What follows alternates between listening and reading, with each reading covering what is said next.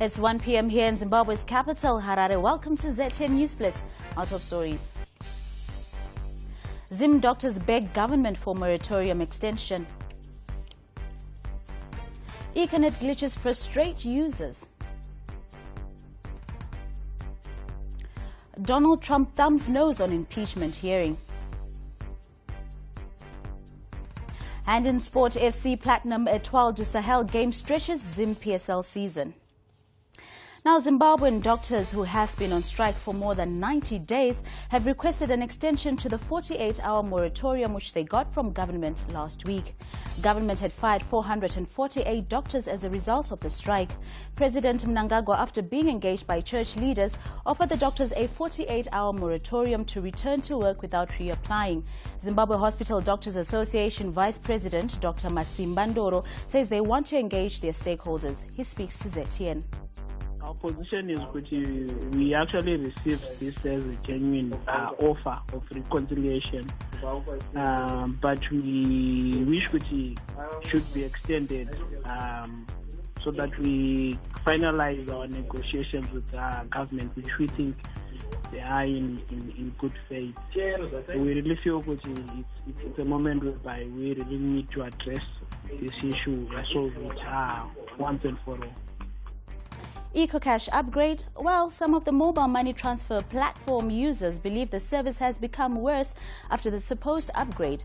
A number of people were left stranded over the weekend and could not transact as the platform continued to encounter a number of glitches. Econet officers were overwhelmed with inquiries this morning as some people sought to recover their monies which were lost in failed transactions. ZTN is still trying to get a hold of Ecocash representatives. Ecocash haisikuita nezuro ndakatenga magetsi kuseni ze300 ndatenga magetsi handina token ndakapiwa ezi takaswera kusina magetsi nyama yangu yandiita business rehuka ezi iri kuora 619 ndakaya pana bandrungonzi mari icha reverse after 48 hours 72 hours ndatashuphika ndiyo ukada kutransfer mari from bank to wallet mari yacho inonyura from wallet to bank mari yacho inonyura ndiyo chingonzi upgrade but apa vozoburitsa futi mamessages okuti upgrade yedu takaita yava complete. Zimbabwe's efforts to end AIDS as a public health challenge by 2030 may be under threat if reports of HIV drug stockouts are true. Now, while government insists the reports are inaccurate, HIV activists are adamant the country is facing shortages of the life-prolonging drugs.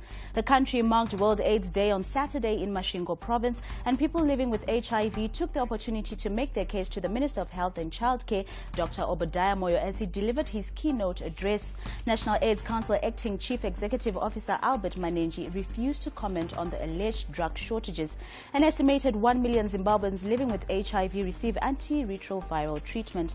Now, still on HIV, Zimbabwe's success story in rolling back the HIV and AIDS pandemic through community social structures comes under the spotlight in Rwanda, in the Rwandan capital, Kigali. The 20th International Conference on AIDS and STIs in Africa starts there today. Robert Mukondiwa is in Kigali for ZTN with the details. Now, Zimbabwe is amongst the leading African nations that have tapped into community involvement in reversing the effects of HIV and AIDS with phenomenal success. Reporting for ZTN News Blitz in Kigali, Rwanda, I'm Robert Nkondiwa. The White House has said U.S. President Donald Trump and his lawyers will not attend an impeachment hearing on Wednesday, citing a lack of fairness. The hearing by the House of Representatives Judiciary Committee marks the next stage of the probe, with legal experts cite giving testimony that could lead to a vote of impeachment. It is alleged Mr. Trump pressured Ukraine to conduct 2 investigations for his own political gain. The American leader has denied any wrongdoing. Moving on to sport, the Zimbabwe Premier Soccer League will ensure that teams in the 2019 title race and relegation fight play the last 2 games at the same time. For that reason, the PSL has confirmed that there will be midweek fixtures around December 10, while the last matches will be played on December 15. One of the title contenders, FC Platinum, play Etoile du Sahel on December 7. Now, could this be the beginning of an all-conquering Highlander side? There is every reason to think so. After winning the 2019 Chibuku Super Cup, the Highlanders Football Club executive is expected to announce if they will participate in next year's CAF Confederation Cup. Boso have become the 5th Zimbabwe PSL team to win the Chibuku Cup after FC Platinum, Harare City twice, Ngezi Platinum and Triangle. Now, Lewis Hamilton has paid tribute to Team Mercedes after he dominated the Abu Dhabi Grand Prix to end the season in which he won a 6th World Drivers' title on a high. The Formula One driver, who had already secured the title at the US Grand Prix, said, "I'm proud but just super grateful for this incredible team and all at Mercedes who have continued to push this year. Even though we had the championship won, we wanted to keep our head down and see if we could extract more from this beautiful car." Hamilton led away from pole position and cruised off into the distance, untroubled by anyone behind at Abu Dhabi. Red Bull's Max Verstappen was second. Now that's all we had for you on ZTN News. Please join us at 4 p.m. Thanks for watching.